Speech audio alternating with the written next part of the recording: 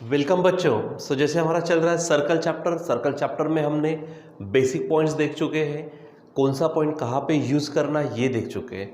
अब हमारे पास है एक्सरसाइज 3.2, उसमें से लास्ट 2 क्वेश्चंस है 4 एंड 5। उसमें से क्वेश्चंस यहाँ पर है, ये 5th क्वेश्चन है और 4th क्वेश्चन के जब हम आंसर सॉल्व करेंगे तो डायग्राम मैंने निकाल के रख दी है। तो चलो डायरेक्ट पढ़ते हैं क्वेश्चन नंबर 4 को। तो देखो यही डायग्राम है जो यहाँ पर मैंने निकाल के रखी है। अब क्वेश्चन पढ़ते हैं और समझते हैं कि उसमें क्या कहा गया है हमसे। तो देखो क्या कहा उन्होंने, in the figure the circle with centre P and Q touch each other at point R। देखो ये एक सर्कल नज़र आ रहा है हमको जिसका सेंटर है P और एक दूसरा सर्कल है जिसका सेंटर है Q।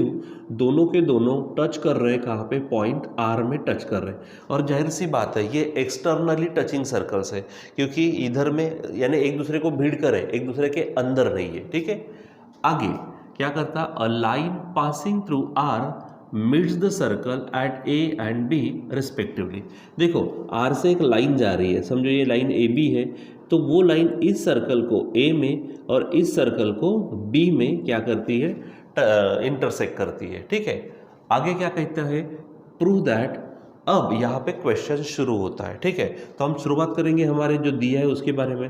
तो स्पेशली दिया क्या है, P एंड Q सेंटर से सर्कल के, तो वहाँ से शुरू करते हैं। तो क्या कहेंगे हम यहाँ पर, P and Q are centres of circles, centres of circles. ऐसा उसके बाद में कुछ खास मटेरियल दिया नहीं है, बाकी ये 3 क्वेश्चन प्रूव करने के लिए हमको कहे गए।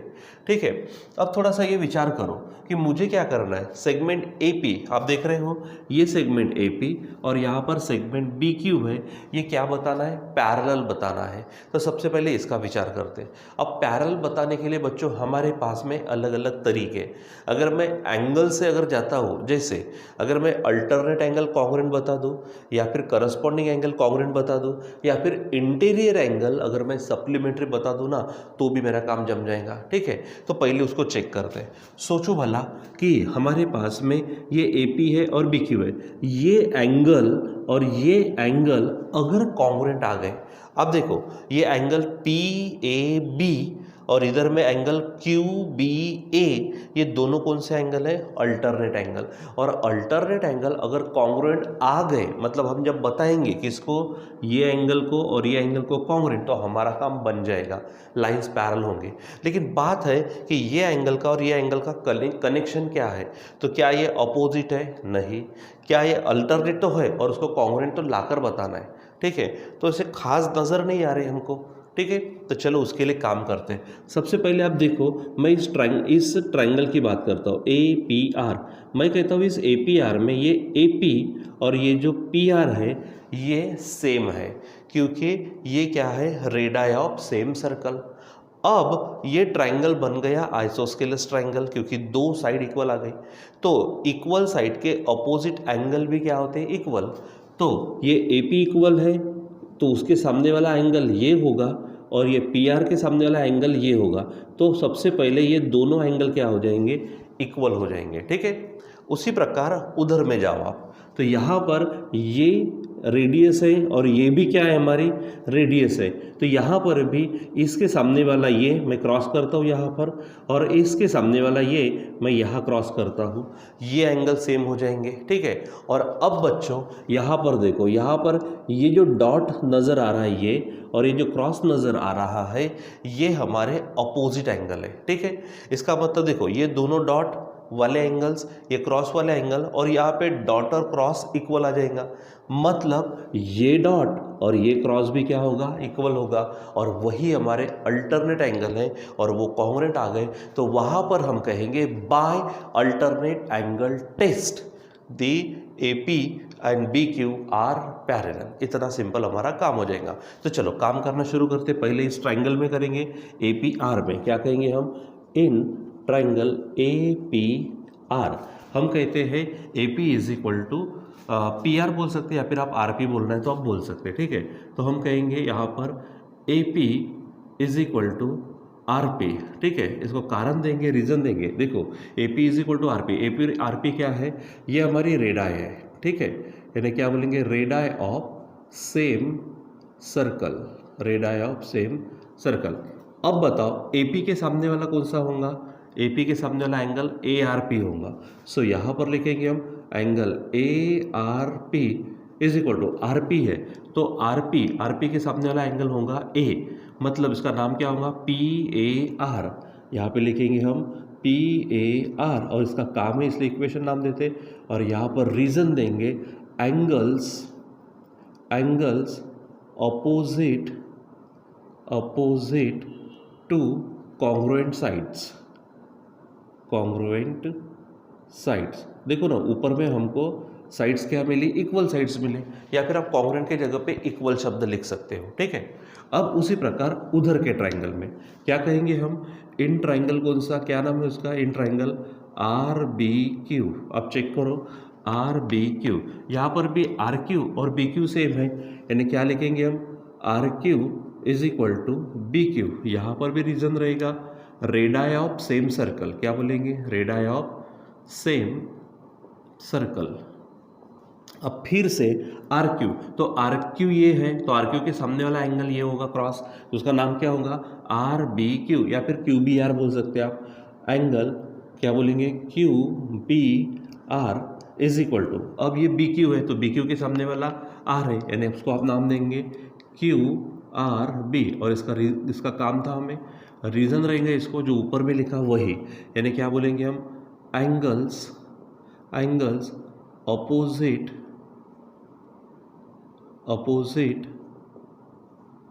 टू कॉन्ग्रुएंट बोले, या फिर इक्वल साइड्स आप बोल सकते हो, ठीक है, इक्वल साइड्स। क्योंकि हम ये ऑलरेडी 9th क्लास में पढ़ चुके हैं, हमने बेसिक में भी देखा है कि इक्वल साइड के अपोजिट एंगल्स भी क्या होते हैं? इक्वल होते हैं, ठीक है।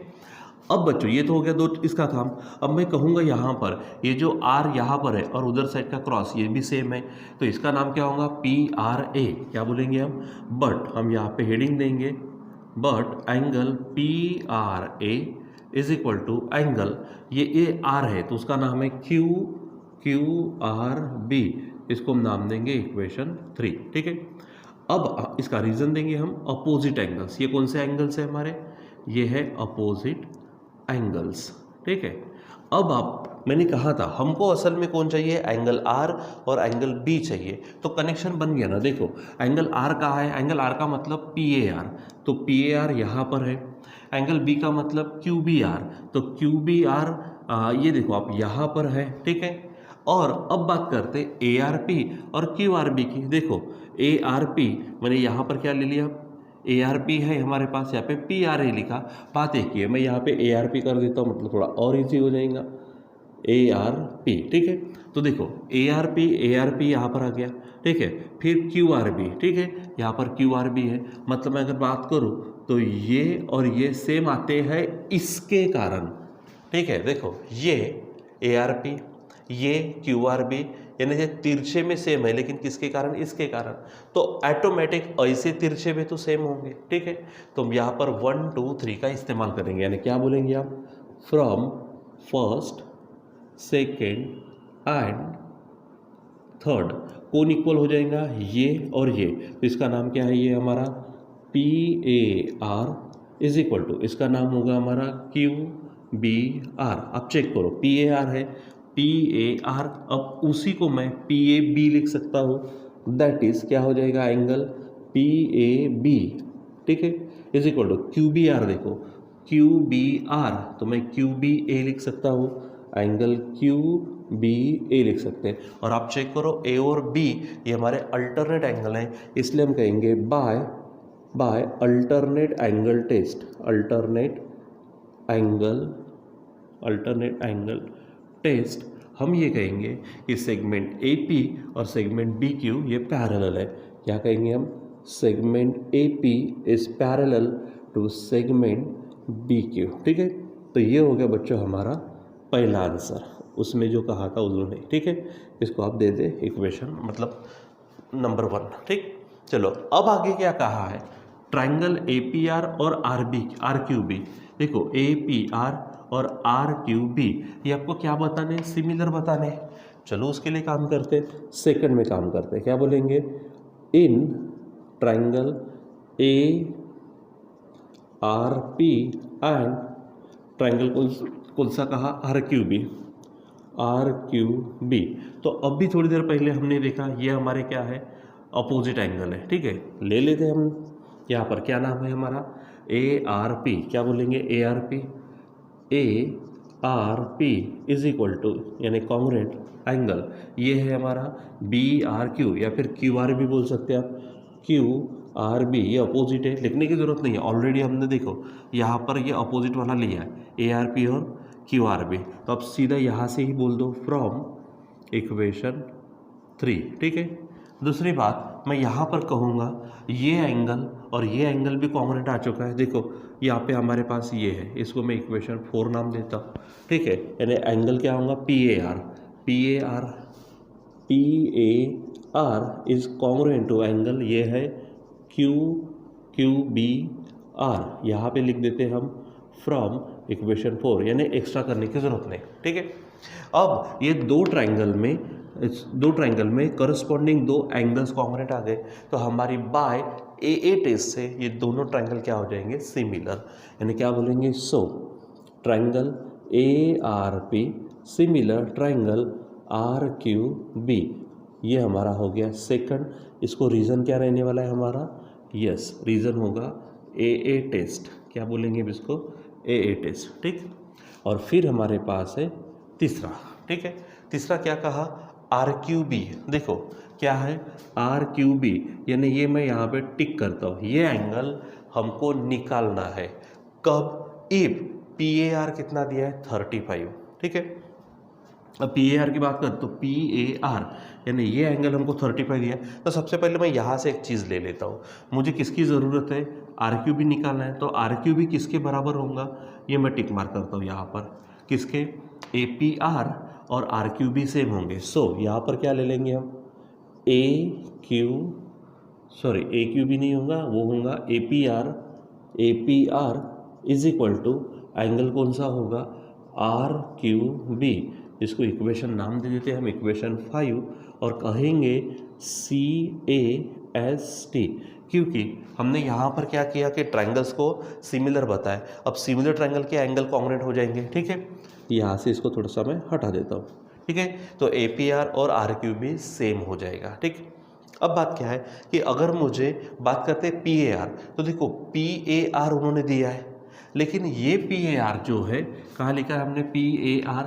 तो आप देखेंगे ये पी ए आर किसके बराबर है, ए आर पी के बराबर, ठीक है। मतलब पी ए आर 35 है तो ए आर पी भी क्या हो जाएगा हमारा, 35 हो जाएगा।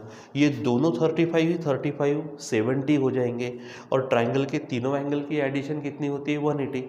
उसमें से इन 70 को निकाल दो तो हमारा ए पी आर वो बनेगा 110, क्योंकि 70 प्लस 110 कितना होगा, 180।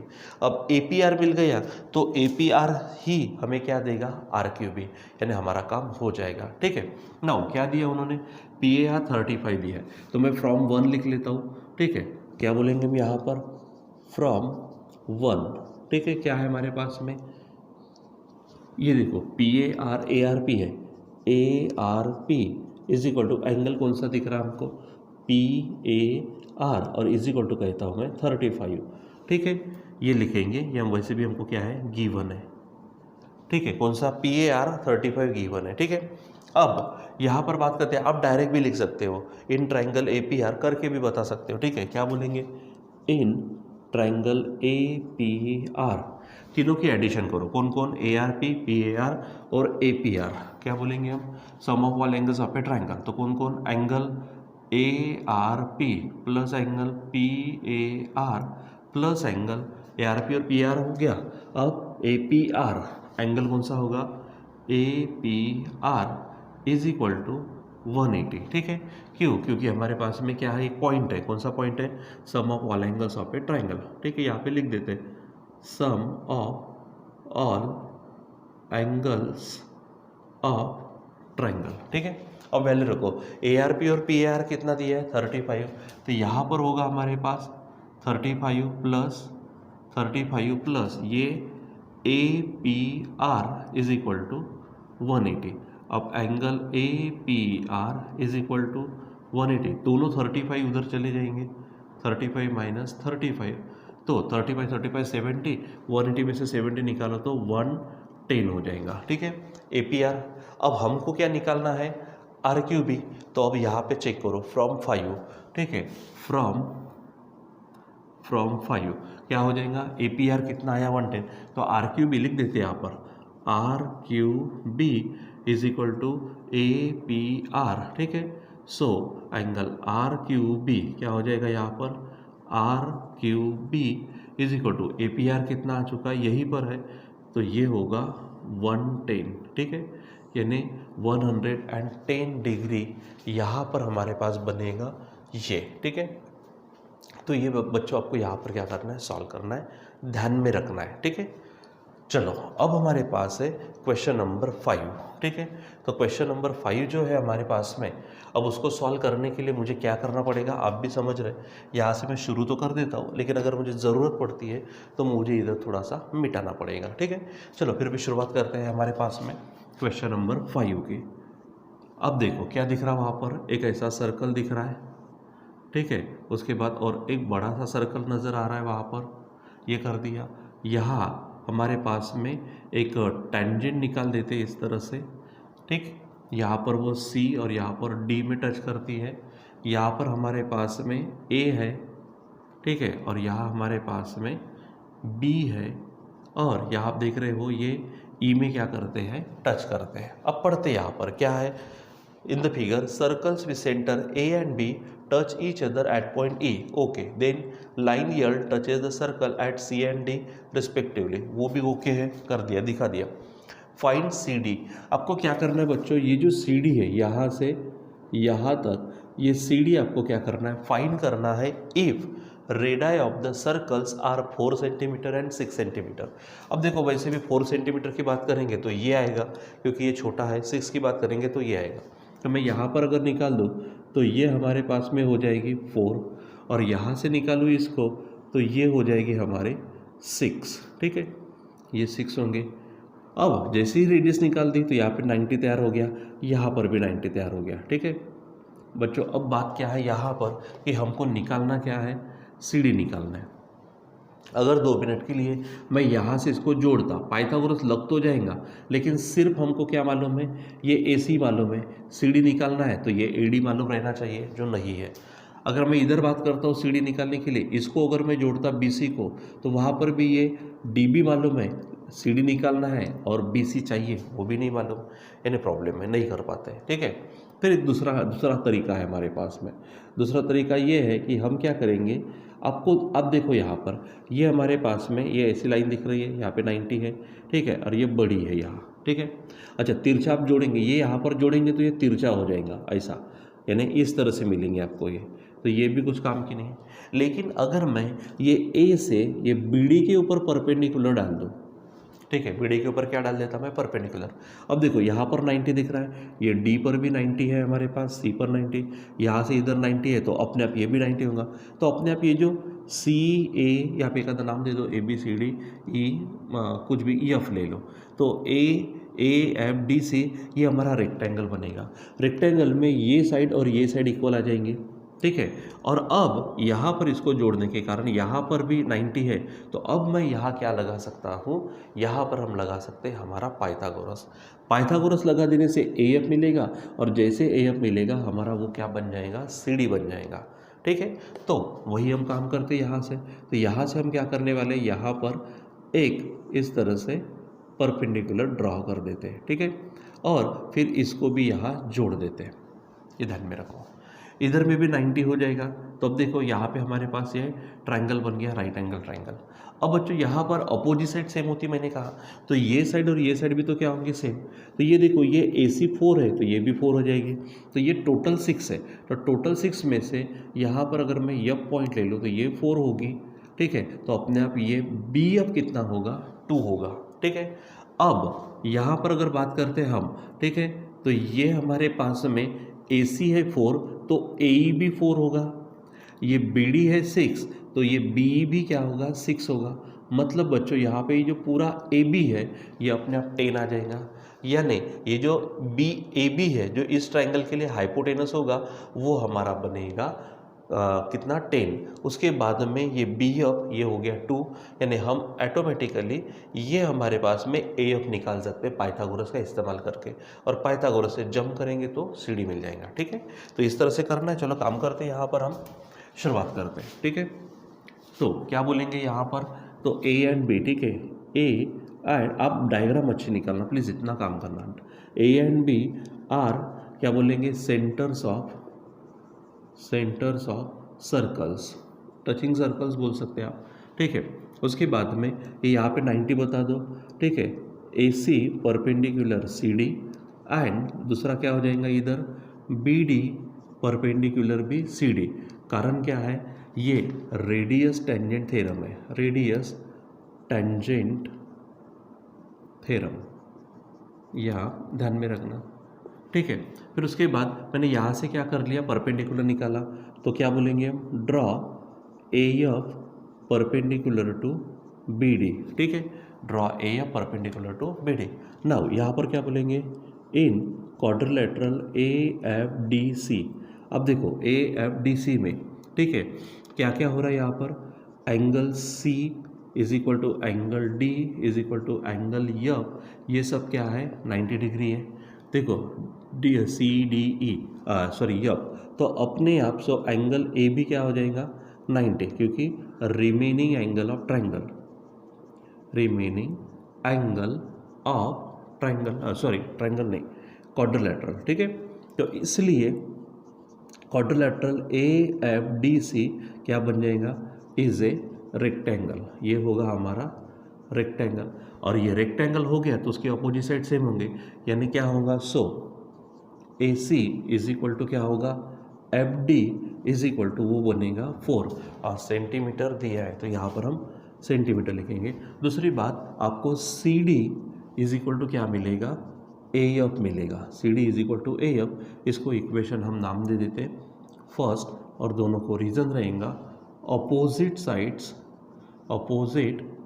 साइड्स ऑफ रेक्टेंगल, रेक्टेंगल की क्या है ये अपोजिट साइड्स है। ठीक है, अब बस हमको क्या निकालना है, यहाँ से एक बार ए एफ मिल गया कि हमारा सी डी मिल जाएगा। तो यहाँ पे काम करते हैं, in triangle A F B, in triangle A F B. आप देखो एंगल एफ क्या है 90 डिग्री, तो मैं पाइथागोरस लगा दूँ, ये 90 है तो ए बी क्या होगा हमारा, ए बी होगा हमारा हाइपोटेनस, यानी क्या हो जाएगा कि A B square is equal to A F square plus F B square. ठीक है, एक छोटा सा काम और करना पड़ेगा हमको, हम यहाँ से इनको पहले निकाल के रख देते हैं कि हमारे पास ये 2 कैसे आया। तो हमारे पास पूरा बी डी किससे बना है, तो पूरा बी डी बना है हमारे पास में, एक है यहाँ एफ डी और बी एफ, यानी B F plus F D. अब बताओ, अब क्योंकि यहाँ पर हम लिख सकते हैं कैसा कि B dash F dash D. ठीक है, अब बी डी है तो बी डी टोटल है 6, बी एफ नहीं मालूम, और एफ डी देखो ऊपर में आया है 4, इसको ट्रांसफर करेंगे तो 6 माइनस 4 यानी बी एफ होगा। सो फाइनली बी एफ मिल जाएगा 2 सेंटीमीटर।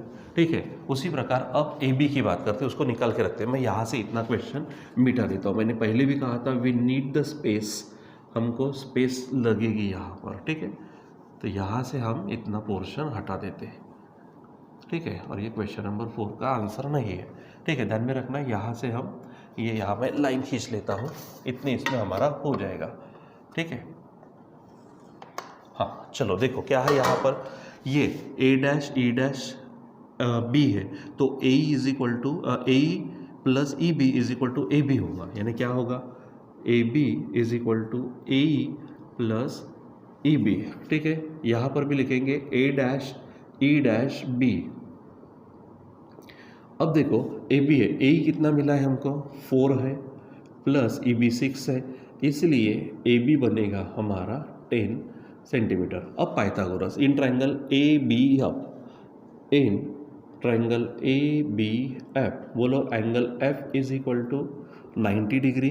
ठीक है, बाय पी जी टी क्या होगा ए बी स्क्वेयर, तो A B square is equal to ये होगा ए एफ स्क्वेयर, अब बराबर चेक करो वहाँ पर, प्लस ये बी एफ स्क्वेयर। ठीक है, अब देखो ए बी कितना मिला है 10 उसका स्क्वेयर, ए एफ नहीं मालूम तो ए एफ जैसे का तैसा, और बी एफ देखो, बी एफ हमने निकाल के रखा है 2 स्क्वायर, ठीक है। तो ये बनेगा 100 is equal to A F square plus ये 4 ट्रांसफ़र करेंगे तो 100 minus 4 is equal to A F square. इसीलिए जो ए एफ स्क्वायर है वो बनेगा 96, यानी A F is equal to root of 96। 96 को तोड़ दो तो ये बनेगा 16 6 ठीक है। और फाइनली 16 का स्क्वायर रूट आएगा 4 और ये 6 जैसे कि तैसे। तो ये ए एफ आ गया। अब बच्चों और ज़रूरत है स्पेस की हमको, तो यहाँ पर हम इतना ले लेते हैं, ठीक है। चेक करो, तो अब हमको क्या चाहिए था, सी डी चाहिए। देखो क्वेश्चन में था सी डी चाहिए, तो सी डी किसके बराबर है, ए एफ के बराबर। सो क्या बोलेंगे, C D is equal to A F, कहाँ से, फ्रॉम हमने लिखा है फर्स्ट, ठीक है।